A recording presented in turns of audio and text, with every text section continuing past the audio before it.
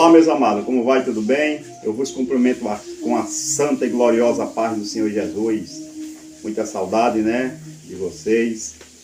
Passei um tempo sem gravar, mas estou voltando aqui para transmitir essa mensagem.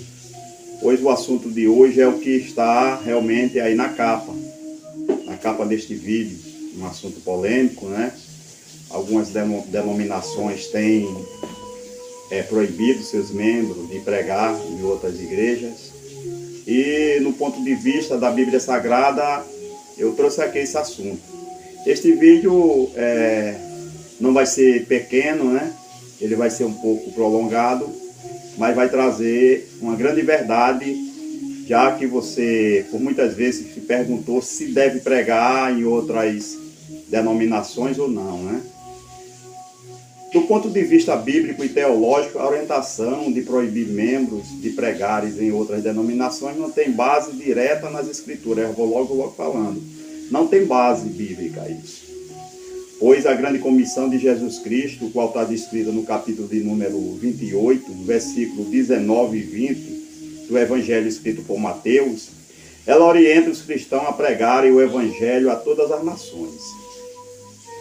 Veja só, e sem limitar a atuação a uma instituição específica. O Evangelho é a mensagem universal, meus irmãos, e não restrita a uma única denominação. Senão o sacrifício de Jesus no Calvário teria sido em vão. Vejamos o que diz as Escrituras Sagradas, né? Jesus disse: portanto, ide e fazei discípulos de todas as nações, batizando-os em nome do Pai, do Filho e do Espírito Santo, e ensinando a guardar todas as coisas que eu vos tenho mandado. E eis que eu estou convosco todos os dias, até a consumação dos séculos. Amém? É o que diz as Escrituras Sagradas. Esse texto qual narrado em Mateus capítulo número 28, versículo 19 e 20. Mas também, né, vou ser justo nessa questão de organização, né, de instituição. Por outro lado, do ponto de vista de organização, né, de instituição, cada igreja ou denominação pode estabelecer, meus amados, regras internas para os seus membros, com o objetivo de preservar, sim, as doutrinas. Assim, o pastor presidente de qualquer denominação, pode ser da Deus Amor, pode ser da Assembleia de Deus, pode ser das igrejas batistas, né, qualquer uma denominação, tem autoridade administrativa, esse presidente, para definir as diretrizes para os membros, os seus membros, especialmente no que se trata de muitas preocupações com o alinhamento doutrinário ou práticas ministeriais daquela instituição. Mas, no entanto, uma decisão assim não deve ser fácil, pois essa decisão, meus amados, extrapola a base de sustentação dos princípios bíblicos, o qual é o alicerce da missão de Jesus Cristo aqui na terra.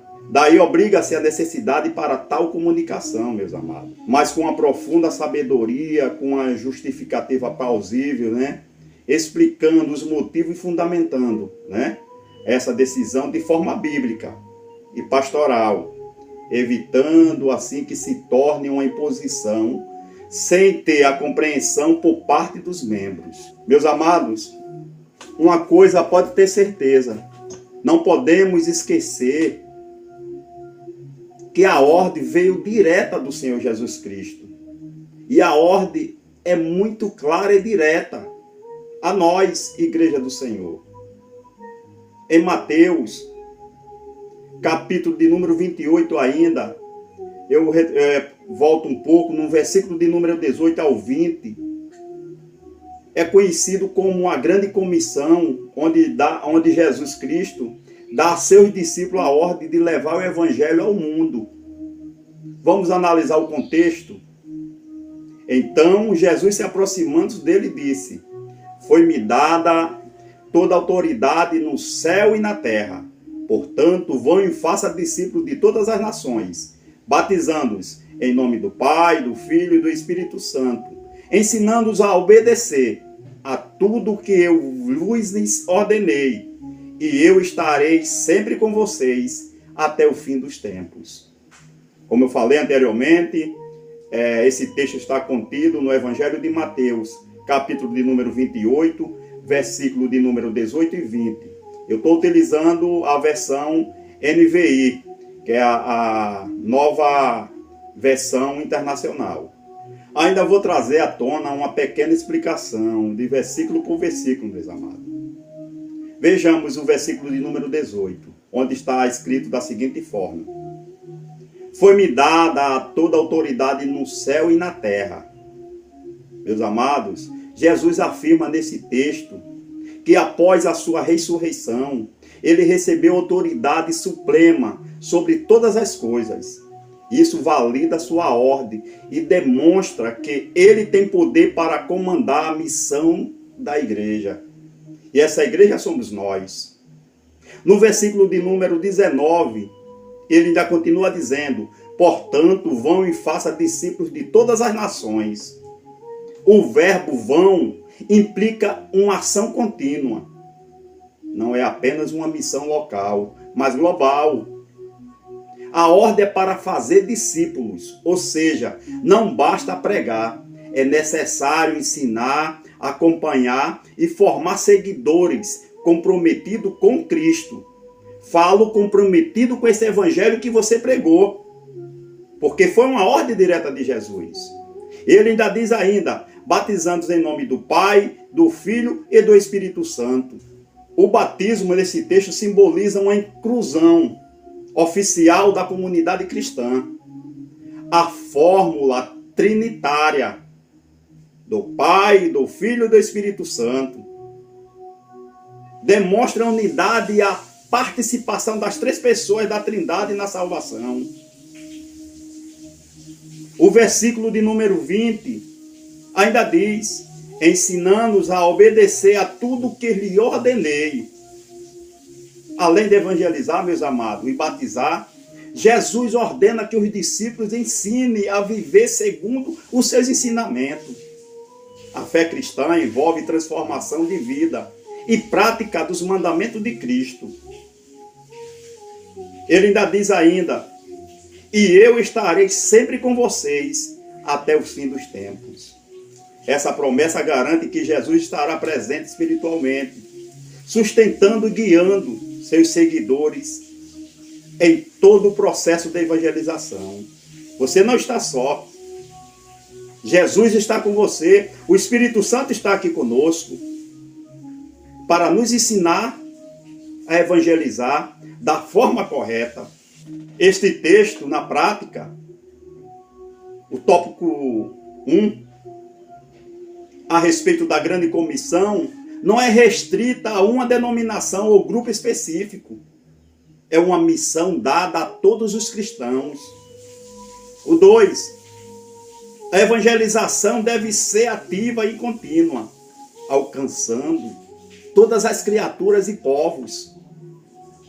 O foco não é apenas converter, mas discipular, ensinando o evangelho e incentivando a obediência a Cristo. Portanto, meus amados, essa passagem nos mostra que nenhuma instituição pode limitar a pregação do evangelho, pois a ordem vem diretamente de Jesus Cristo e é dirigida a toda a igreja, a mim e a você. Ainda, meus amados, para o melhor entendimento conforme o Manual dos Santos. Esse manual, ele tem um nome: a Bíblia Sagrada, a enciclopédia planetária, os degraus que vai conduzir você às celestiais mansões. Nós podemos aplicar também o que ocorreu na divisão entre os discípulos de Jesus e os de João Batista. Vocês lembram de João Batista? Este questionamento surge naturalmente, devido às diferenças em suas missões. Embora ambos estivessem comprometidos com a obra de Deus. Mas posso relatar em 5 tópicos, para que possamos entender melhor como essa divisão aconteceu e como ela foi resolvida. No tópico 1, a missão de João Batista. João Batista foi o precursor de Jesus, anunciando como aquele que prepararia o caminho para o Messias. Isso está transcrito lá no profeta Isaías, o capítulo do número 40, versículo de número 3, o profeta messiânico. Mas também narra em Mateus, capítulo de número 3 e versículo de número 3. Sua missão era pregar o arrependimento e preparar o povo para a vinda de Jesus Cristo. Ele batizava no Jordão como sinal de arrependimento e muitos o seguiam por seu ministério impactante. Glória a Deus. No Evangelho escrito por São João, capítulo de número 3, versículos de número 23 ao 26, mostra que João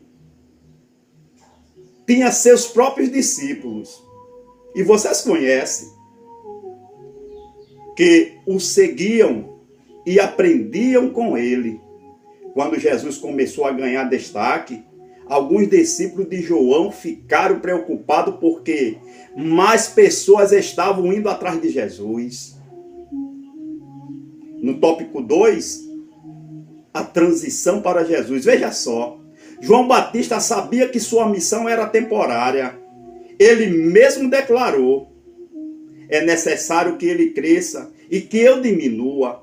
Isso está escrito em João, no capítulo de número 3, versículo de número 30.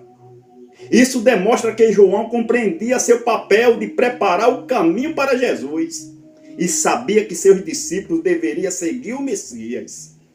Glorificado seja o nome do Senhor para sempre, meus amados. Alguns discípulos de João realmente passaram a seguir Jesus. Por exemplo, André, irmão de Pedro, foi inicialmente discípulo de João Batista. Antes de seguir Jesus, isso está escrito em João, capítulo de número 1, versículo de número 35 ao 40. João Batista indicava Jesus como o Cordeiro de Deus, incentivando seus seguidores a seguir Cristo. Isso está escrito em João, capítulo de número 1, versículo de número 29. A reação dos discípulos de João.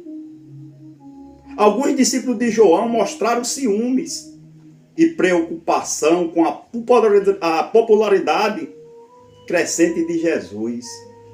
Veja só o que eles dizem. Rabi, aquele que estava contigo além do Jordão, do qual tens dado testemunho, está batizando, e todos vão ter com ele. Isso está transcrito em João, capítulo 3, versículo de número 26. João, com humildade, ele explicou que Jesus era o verdadeiro noivo. E ele, João, era apenas o amigo do noivo. João, capítulo de número 3, versículo de número 29.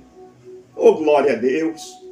Isso foi um convite para que seus seguidores aceitassem a autoridade de Jesus Cristo. No tópico de número 4, a missão dos discípulos de Jesus.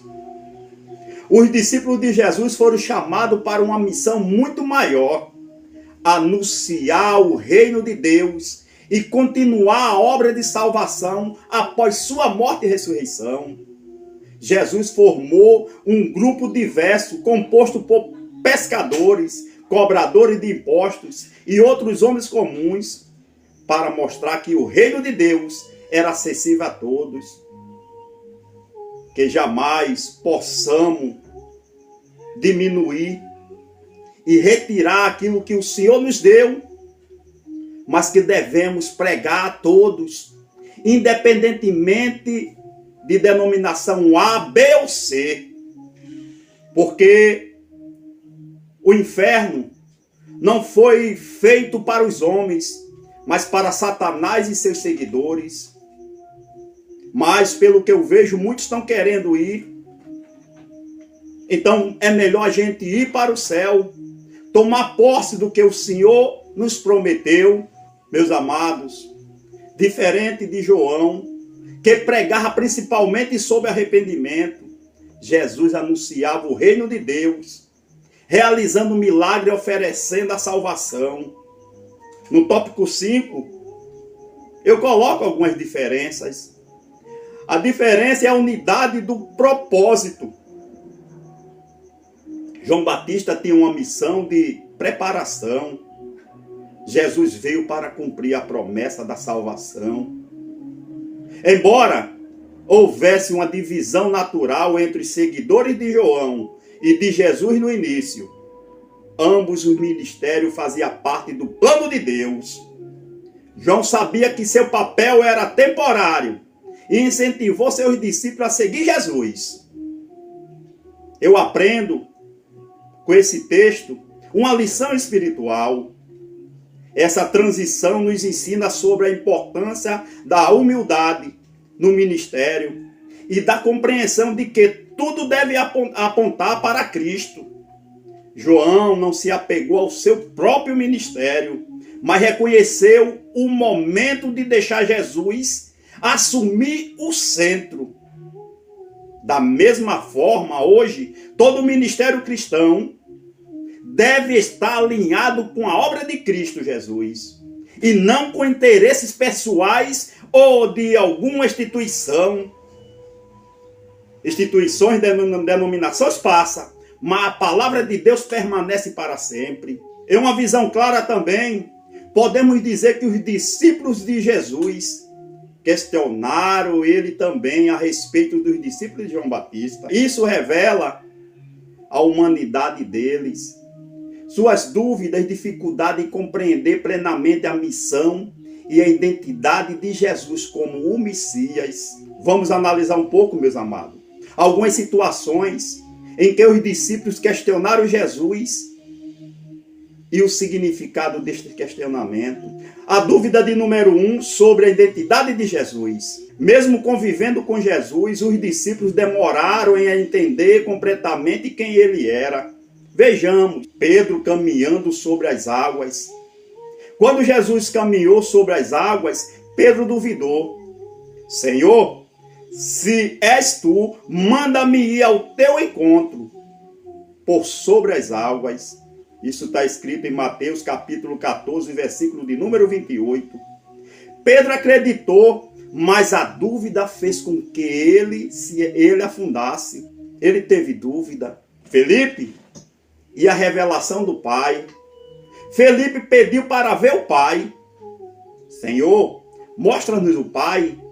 E isso não basta. Isso está transcrito no capítulo de número 14, versículo 8, em João.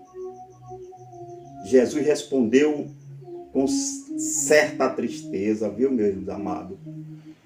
Quem me vê, vê o Pai. Como você pode dizer, mostra-nos o Pai.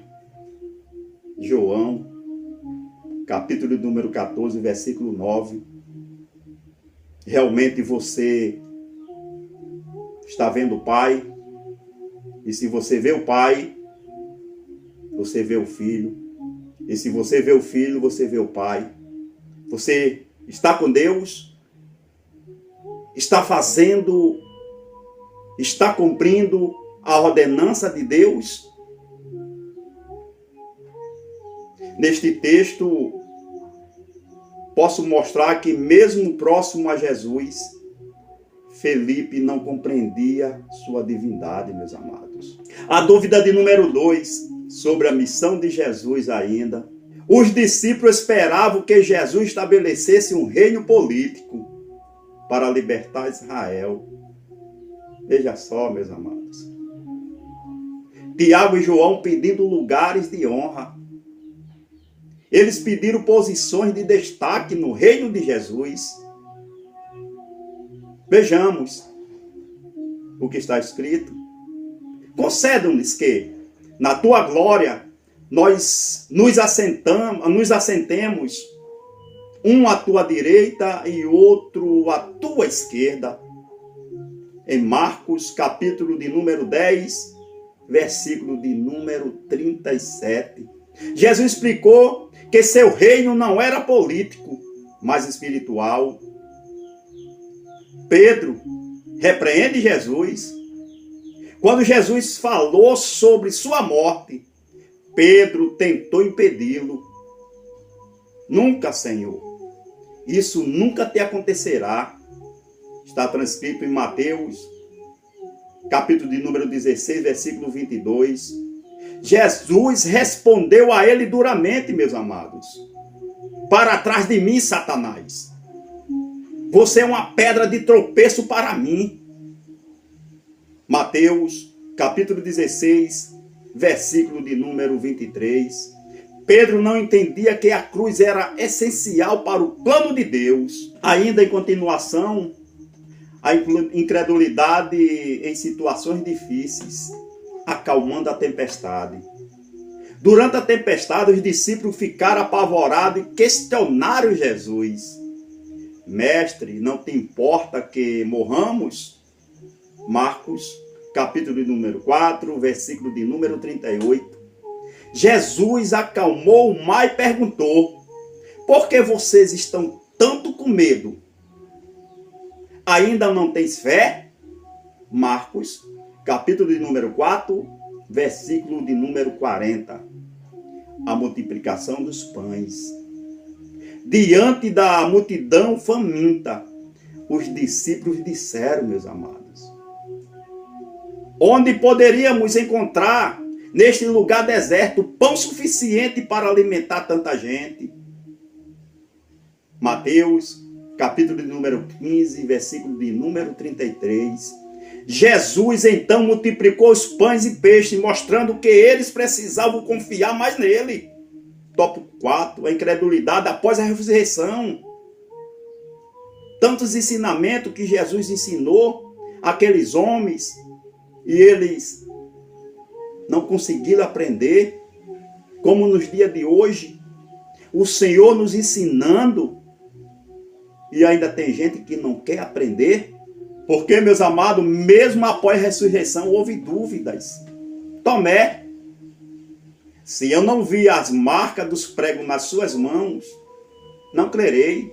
João, capítulo de número 20, versículo de número 25.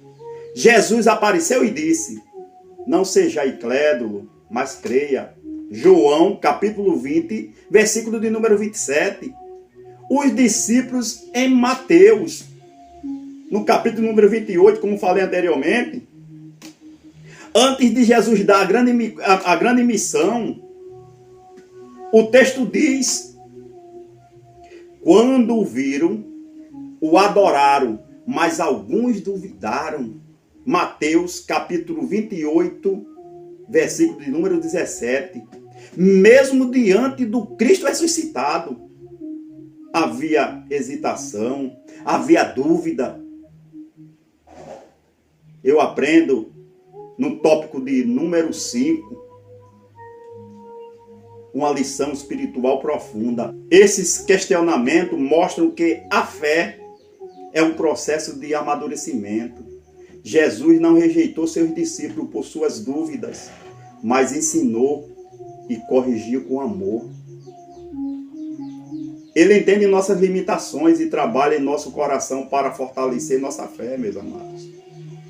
Assim como os discípulos, muitas vezes não compreendemos o plano de Deus e questionamos, mas Jesus continua nos guiando com paciência. A verdadeira fé envolve confiar mesmo sem entender totalmente. Houve momentos em que os discípulos de Jesus demonstraram preocupação com os outros que também realizavam obras em nome de Deus, o que pode ser relacionado aos discípulos de João ou a outros seguidores de Deus fora do círculo dos 12 apóstolos, como acontece nos dias chamados hoje também. Isso revela como eles ainda estavam amadurecendo na compreensão do reino de Deus. O caso do homem que expulsava demônios em Marcos, capítulo de número 9, versículo de número 38 ao 40, e também está escrito em Lucas, capítulo 9, versículo de número 49 ao 50, há um episódio que mostra a tentativa dos discípulos de de Jesus a de impedir alguém a realizar milagres. Veja só onde chegaram a esse ponto. Mestre, disse João, vimos um homem expulsando o demônio em teu nome e procuramos impedi-lo, porque ele não era um dos nossos. Marcos, capítulo 9, versículo de número 38.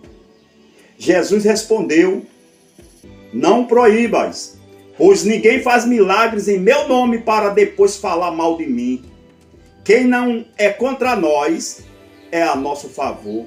Marcos, capítulo de número 9, versículo de número 39 ao 40. Esse episódio nos mostra que os discípulos estavam preocupados com quem não fazia parte do grupo deles, tentando limitar a atuação de outros. Jesus, porém, ensina que o reino de Deus não está restrito a um grupo específico. Se alguém está agindo em nome de Jesus Cristo, essa pessoa está cooperando com o reino. Não vamos separar o reino, não vamos dividir este reino, porque esse reino foi preparado para nós, homens. Os discípulos de João Batista questionando Jesus.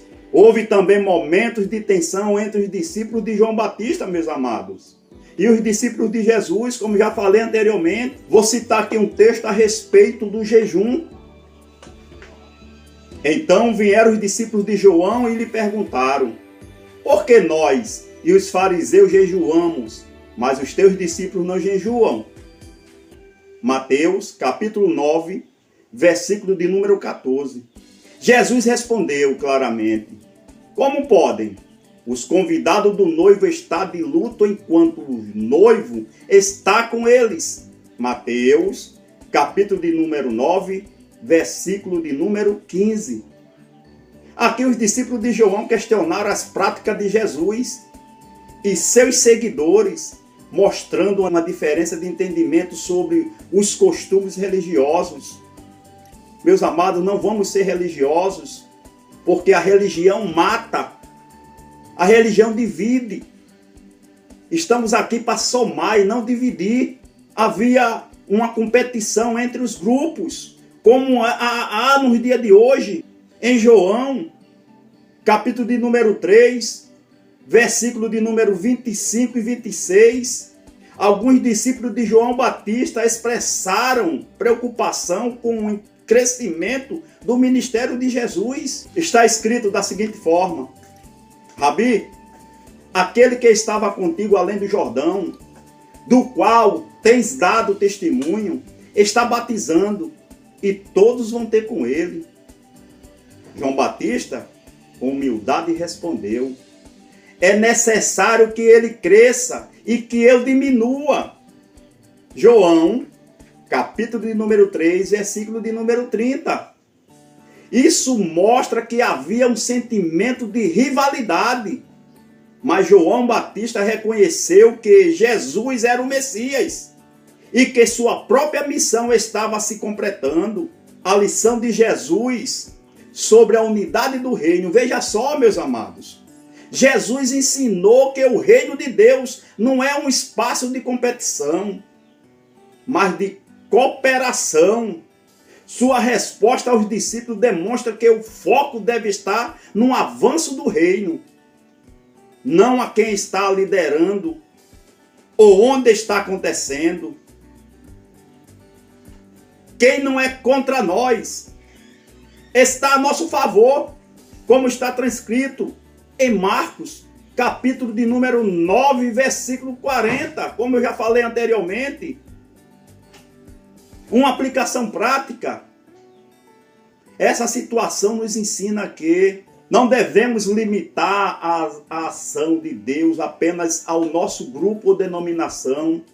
O foco deve ser o crescimento do reino de Deus, não a proteção de ministérios ou tradições. A unidade é mais importante do que a competição no serviço a Deus. Assim, Jesus corrigiu a mentalidade exclusivista dos discípulos. Estavam sendo eles exclusivos, com grupos, com panelinhas. Mas Jesus chegou e mostrou que a obra de Deus é ampla e envolve muitas pessoas e maneiras diferentes de agir. Então, meus amados, fale do Evangelho do Senhor Jesus Cristo, aonde você estiver e for convidado para pregar. Pregue, sim, e cumpra a ordenança do Senhor Jesus, quando diz: ide por todo mundo e pregai o meu Evangelho a toda criatura. Que a graça e a paz de nosso Senhor Jesus Cristo esteja convosco, para todos sempre. Amém.